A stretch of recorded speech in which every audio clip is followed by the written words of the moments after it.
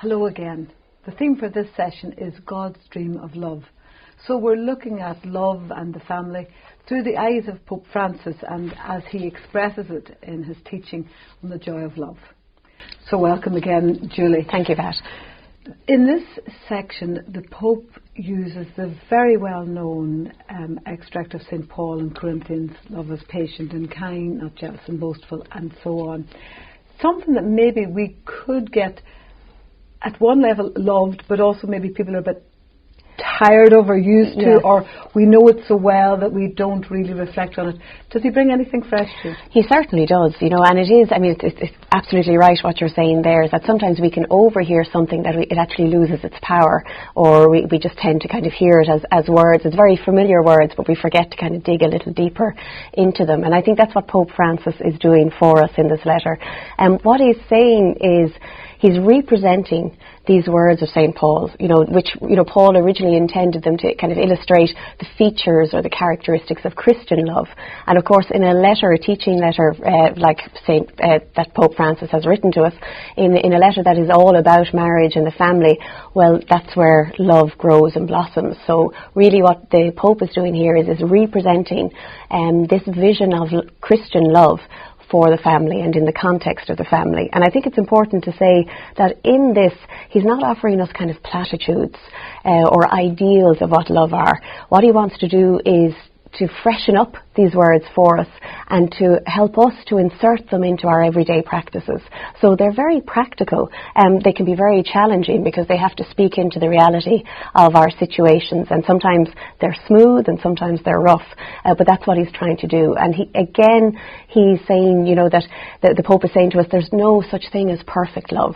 Love never begins in perfection and it rarely achieves perfection, but the journey of marriage is trying to strive towards that, and that these are tools and practical aids and a practical awareness of what love means, so that it's not just as an ideal but love in action, and that this is what he's bringing to these words of St. Paul. I think it is important and welcome news to any family member, no matter who or what family they're in, that it isn't about perfection, because when you read this you can almost become overwhelmed and say, oh, I don't reach any of those high standards. And yet I think the Pope does say, remember, you can't forgive somebody unless you forgive yourself. And, even psychologically, you have to love yourself before you can love others. So with that caveat in mind, that it's not about beating yourself up, it's about looking at how much the challenges and what it can mean if we do, as you say, begin to unpack it. So and I think that the vision that Pope Francis is sharing with us is a vision not to burden us, but a vision to help us, and to help us cultivate love. And he's saying to us, that we, all human beings, we grow, we change, and as we grow and change, we need to acquire and to learn those interpersonal skills that help us build healthy relationships. It doesn't happen by magic. So it's a very healthy process, and it's a realization that love isn't blind. Love isn't just kind of motoring on, and that because of the power of love, everything is going to be all right. But that love requires work, and it's a work, it's like, that cultivating a garden. The more we put into it and the more tenderness and awareness we bring to it, the greater that garden of love will flourish.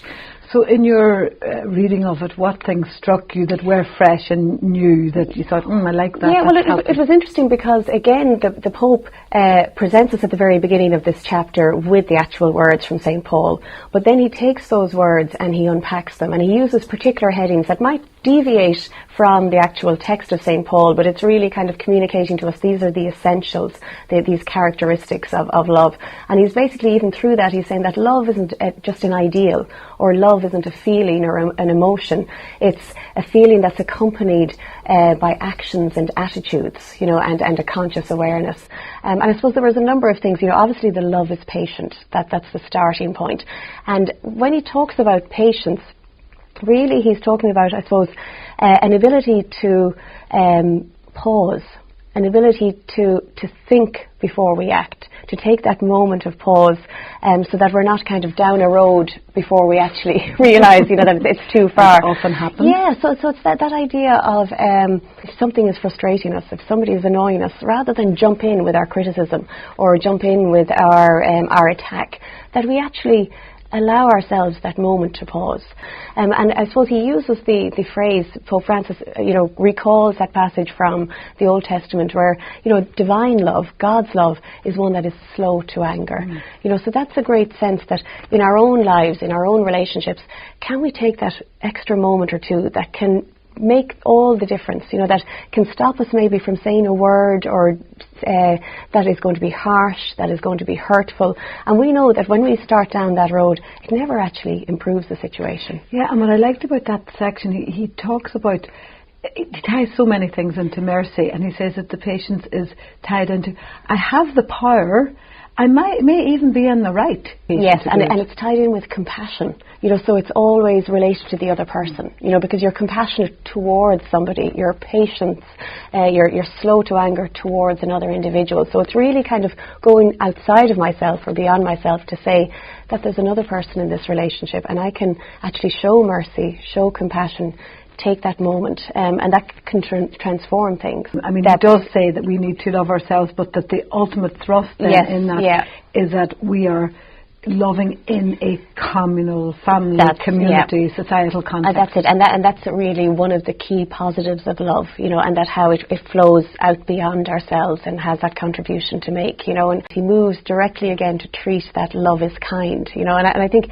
it's even the word kindness, it's a beautiful word, because I think straight away it conjures up that if we think of, the random acts of kindness, there's always a sense of an action but in response to a human being, to another human being. So it's an action that comes from the heart, that is related to another person. So kindness at the heart of a relationship, it's a very simple statement, and it can be challenging, because kindness sometimes can actually mean saying things we may not want to say to another. Out of kindness we may need to say them in loving, caring ways. But kindness is always towards the good of another, for the sake of that other person.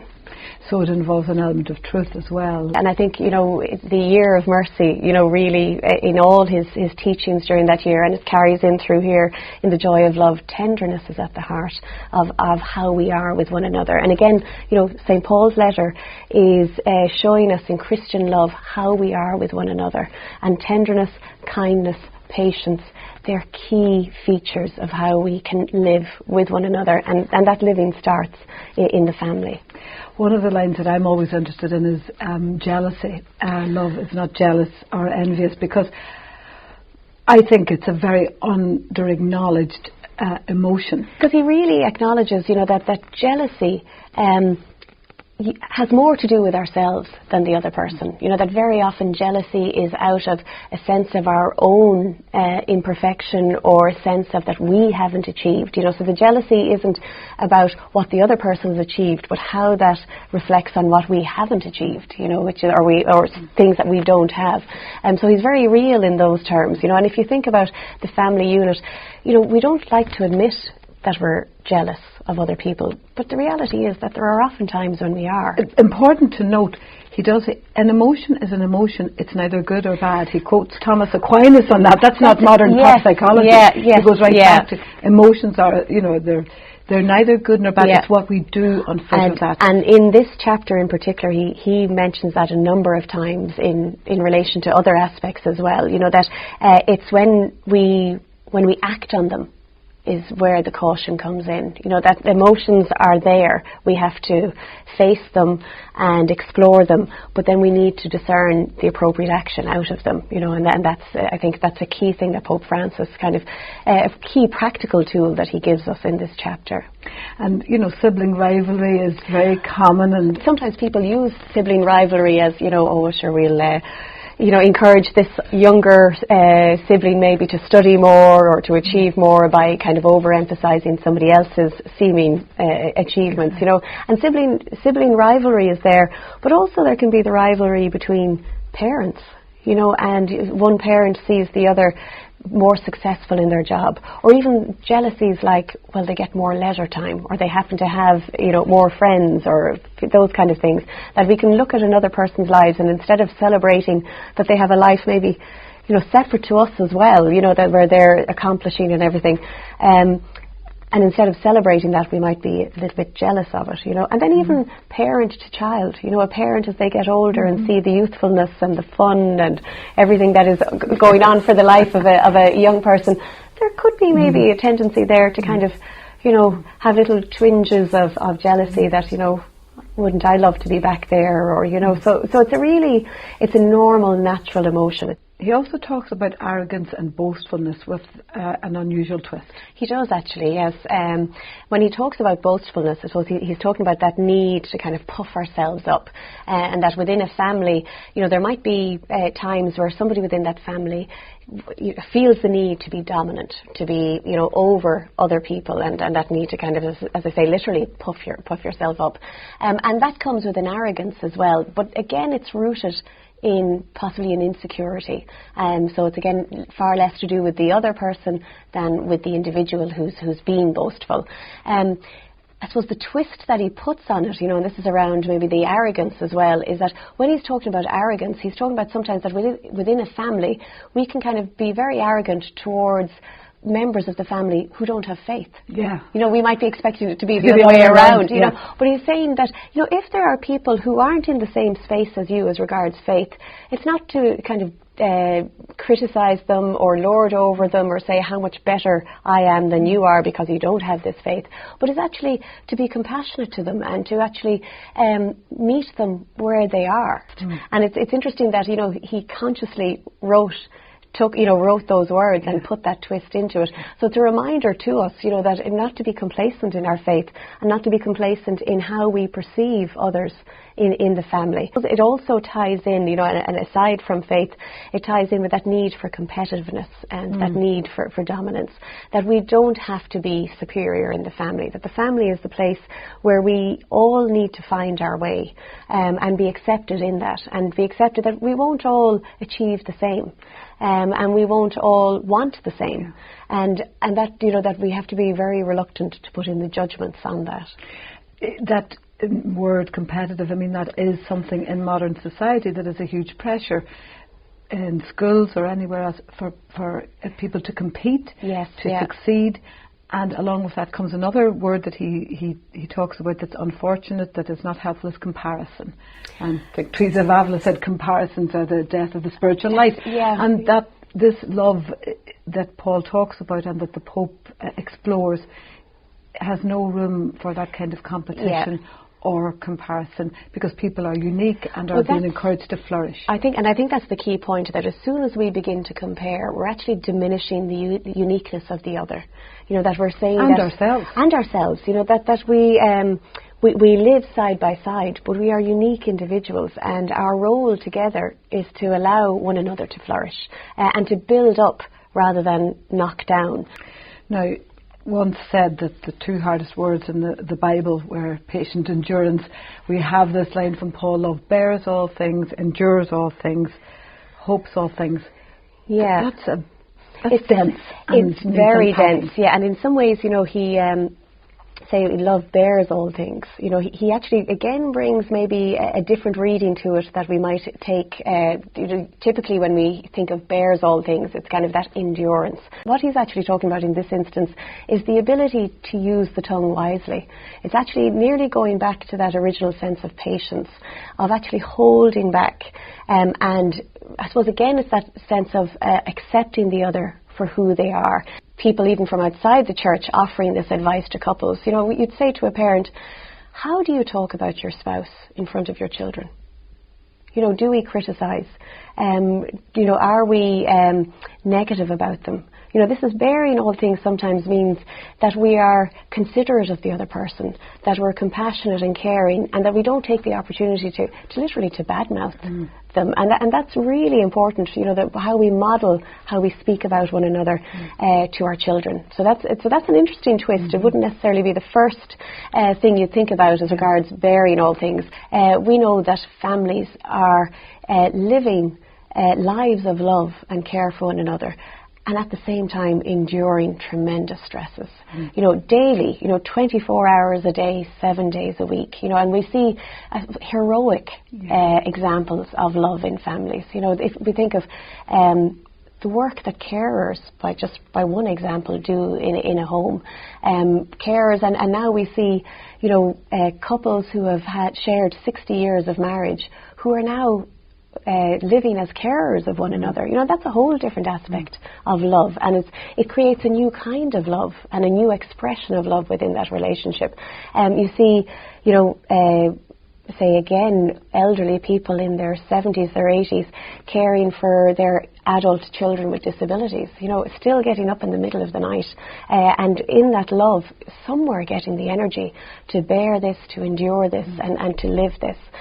So sick children, sickness in families. Oh, that's it. And economic things that people counting the money every day. Will the next bill be paid? That love really requires a lot of bearing. Exactly, and and all those stresses and strains are there. And I suppose it really underscores the capacity of the human to love, which is just incredible. That I often think of when I was expecting my second child, and I remember there was a friend of mine who was also expecting her second child, and it was interesting that coming up to the birth of her second child, the concern she expressed was that she saw the love she had for the first child, and she literally said to me, I don't know whether I have enough love to give to the second child. And the reality was, once that child was born, it was there. That love has a capacity to be never ending, but it also has to be real. We know that love can be tough, and the Pope speaks about violence and abuse in that regard. Very clear, and I think, when he talks about love is not irritable, he's really, again, he points that in the direction of hostility, that we can be angry with somebody, but if we allow that to fester, and if we allow that to find expression, and particularly if we allow that to find expression through violence, that is not acceptable. And the Pope is very clear that there is no room for violence within a family unit, between parent and parent, between parent and child, between children. Violence has no place in the home. Or abusive behaviour. And of course we know abusive behaviour there can be financial abuse, there can be emotional abuse, there can be physical abuse, all kinds of abuses. And the Pope is saying to us in this letter that love will endure many things, but enduring abuse and enduring violence is not one of the expectations of the Church. And it's neither loving, because it's neither loving to yourself or to the other person. And I think there's always that eye to the other person, that we don't leave people in a situation where they're being abused, and equally we don't leave people in a situation where they are the abusers, and we allow that pattern of behaviour to be sustained and to continue. That in love, that needs to be challenged, and a wider church community needs to support a family who are going through that very particular challenge. Final one, and it is last but not least, cliché though it may be, and that is forgiveness. Again, I think it's very interesting that Pope Francis uses this as a heading, that love forgives, when in actual fact, when we look at the text of St. Paul, that phrase isn't there. So obviously St. Francis is reminding us that this is an essential, that this is an ingredient, a feature of love that can't be left out, and he's making sure that it's there. So forgiveness is at the heart of any love, and forgiveness is about forgiving again and again and again. We can use this letter from St. Paul as almost an examination of conscience. Was I kind? Was I loving? Was I boastful? Was I irritable? And we might scare ourselves in the answers to that, but we need to bring ourselves to a point of being able to say, yes, I was. I need to ask for forgiveness of that. I need to forgive myself for that, and I need to move on and try and do better. Like, this whole thing is a package. Yes, so in the process toward forgiveness, we may need to exercise patience with ourselves. Yes. Because it's not something that can happen instantly. That we're not doing this on our own. That there is a grace we can draw on that is stronger than just the limitations of our humanity, and that's the grace that's promised in the sacrament of marriage. It's the grace that's given to every Christian at their baptism. And I think that's the point. I think this would be an impossible task. It would be an unfair expectation on us as human beings to say we could live this love fully if we didn't have the grace of the God who loves us and who is with us in our journey, and whose love sustains us in the journey. In every marriage there are three persons, that you have the couple and God, you know, and that is a three-way cord, and that God's love is there, so that we're not superhumans, but we have divine love to help us and to nourish us, and I think that's really important.